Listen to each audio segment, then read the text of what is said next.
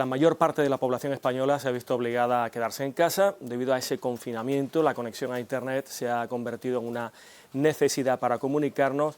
Se ha convertido aún más, si ya lo era, en un medio para compartir ideas, reflexiones y bulos, es decir, mentiras. También estados de opinión y tantas otras cosas. Bueno, dos hechos han puesto también todo esto de absoluta actualidad. Por un lado, las declaraciones del general de la Guardia Civil, José Manuel Santiago, asegurando que trabajaban desde esa institución para minimizar las críticas a la gestión del gobierno, así lo dijo.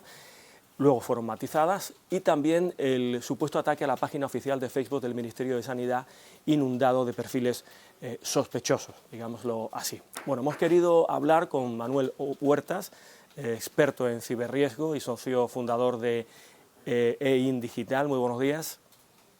Buenos días, ¿cómo estáis? Bueno, pues buscamos con usted respuestas desde un punto de vista puramente técnico, porque desconocemos si esto se puede hacer, cómo se hace, en fin, la reputación de una institución o de una gestión se puede orientar con medios técnicos en la red. Sí, evidentemente, claro, bueno, tenemos una prueba muy cercana. Evidentemente se puede controlar qué tipo de reputación, si es positiva o negativa. Y bueno, el proceso, aunque no es banal, evidentemente sí que existen expertos, existen empresas y toda una industria dedicada al control reputacional, que es uno de los grandes ciberriesgos.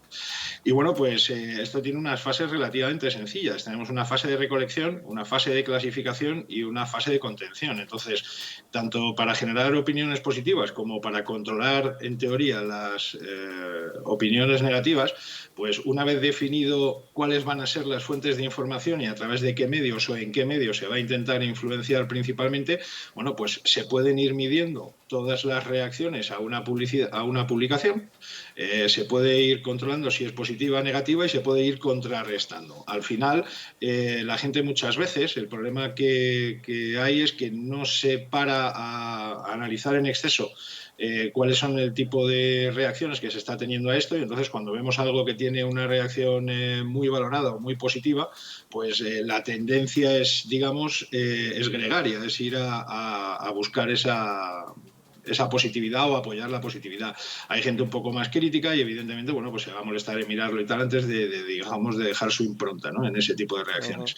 Y luego, pues evidentemente la contención. Si tenemos un impacto negativo, pues lo vamos a poder controlar generando muchas más opiniones positivas, falsas o no, o precisamente al contrario. Entonces, técnicamente se puede hacer porque es una cuestión de automatización. Evidentemente luego tendrá que entrar en juego algún tipo de especialista que valore los criterios, porque procesar, digamos, manualmente la cantidad de información que se genera en redes sociales es verdaderamente titánica, ¿no?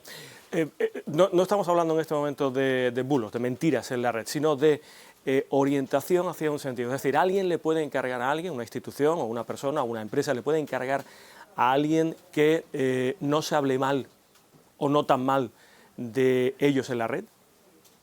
Bueno, se pueden encargar básicamente cualquier tipo de cosas. Tenemos que tener en cuenta que los bulos realmente tienen algún tipo de intencionalidad en muchísimos de los casos, porque realmente quien genera un bulo y el bulo se vuelve viral, Sí, Manuel, pero no no estamos hablamos en este hablando, sentido, no estamos discúlpame. hablando como en... Sí, perdón. Sí, no hablamos en este sentido de bulos, es decir, estamos hablando de Sí, hablando del críticas, control, sí, del hablando del control. control de la opinión. Lo que pasa es que muchas veces eso también se consigue a base de esos bulos, porque puedes generar el bulo en un sentido o en otro. Entonces, al final, básicamente juegan un papel fundamental, o sea, es parte de la estrategia. Al final, una estrategia de comunicación está compuesta por un montón de componentes, y entre ellos el bulo se puede hacer, por supuesto, y además se influirá. Hemos oído también estos días un ataque, así se ha dicho, a la página oficial del Ministerio de Sanidad en Facebook, con perfiles un tanto falsos. ¿Qué es un perfil sospechoso? ¿Cómo se podría identificar? Bueno, En este caso la identificación ha sido pues relativamente sencilla. Nosotros hemos hecho una investigación bastante exhaustiva sobre cuál ha sido esta situación y bueno, pues dentro de lo que eran las publicaciones de los vídeos del propio ministerio, bueno, pues había uno que destacaba porque tenía pues aproximadamente unas 16 veces más interacciones que el resto de los vídeos. Entonces, entrando a analizar por qué ese vídeo había generado muchísimas más reacciones, bueno, pues se identifica que muchísimos de los perfiles corresponden con nombres extranjeros de países tan remotos como India, Marruecos, zonas asiáticas, que evidentemente, bueno, pues la posibilidad de que hablen español existe, pero bueno, que estén realmente apoyando o no apoyando determinado tipo de comunicaciones del gobierno, pues es un tanto remota, ¿no? Entonces, bueno, pues esa volumetría tan alta de ese tipo de perfiles, bueno, pues es lo que destapó un poco que aquí había algún tipo de interacción evidentemente poco natural o un tanto sintética, ¿no? Estos perfiles, ¿quién los crea? Bueno, ¿qué objetivo persiguen? Pero sobre todo, ¿quién los crea y dónde se crean? Bueno, realmente aquí hay que llegar, hay que hacer una investigación bastante larga para poder llegar a esto. Nosotros hemos identificado que este tipo de perfiles vienen todos relacionados con un mismo patrón. Todos cambiaron las imágenes 2 días antes de la interacción con el vídeo. Estamos hablando de que entre el día 16, 17 y 18 como máximo se hacen todos los cambios de las imágenes de estos perfiles y nosotros hemos encontrado un patrón que las vincula a una vulnerabilidad de una tercera compañía, bueno, pues situada en este caso hemos llegado hasta una empresa de Jamaica y realmente, bueno, pues continuando con la investigación podríamos al final acabar sabiendo quién ha contratado o no contratado si realmente se trata de algún tipo de ataque. ¿Cuál sería la intención de generar un montón de likes en una página del gobierno? Bueno, pues una de dos. O intentar culpabilizar al gobierno de que realmente está intentando hinchar la opinión positiva o realmente conseguir el efecto contrario. Precisamente que se pueda acusar a un grupo distinto del gobierno de poder estar detrás de culpar al gobierno precisamente. Por tu experiencia, señor Huerta, Manuel Huerta, te tuteamos si nos permites, Por supuesto. hacer este tipo de cosas, en fin, todo esto deja una huella digital, un rastro. Es un poco inocente pensar que nadie se va a dar cuenta, sea quien sea y cuál sea la intención, ¿no? Sí, sinceramente, excepto que, bueno, pues que precisamente lo que se busque es que se trace esa huella para intentar o bien inculpar a alguien o bien que en un momento dado, bueno, pues se pueda generar, entre comillas, otro posible bulo respecto a si el gobierno está haciendo o no haciendo este tipo de acciones. En este caso, bueno, pues el que sale perjudicado en primera instancia sería el gobierno y bueno, pues si esto se puede tachar de ataque o no, realmente, bueno, pues los ataques reputacionales acaban buscando otro tipo de efectos. Nos acompañas, como sabes, Manuel, Raquel Tejero y también Diego Suárez, que te van a plantear alguna cuestión también técnica. Raquel. Sí, Manuel, yo quería preguntarte sobre, bueno, sobre el asunto de los bulos y todos sabemos que en las redes sociales hoy en día se difunden muchas noticias que perjudican a una parte del espectro político y a otra.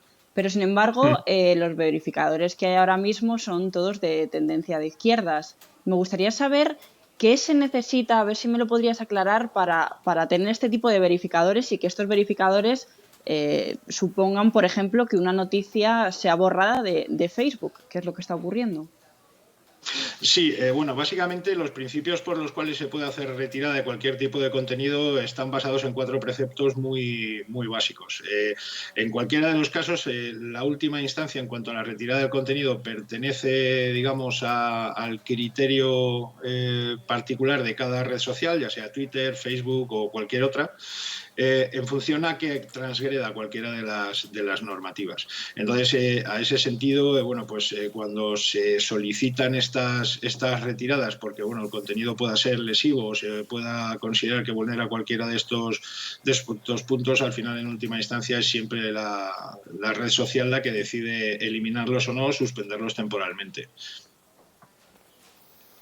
Diego, sé que tienes alguna cuestión también técnica que plantearle a nuestro experto.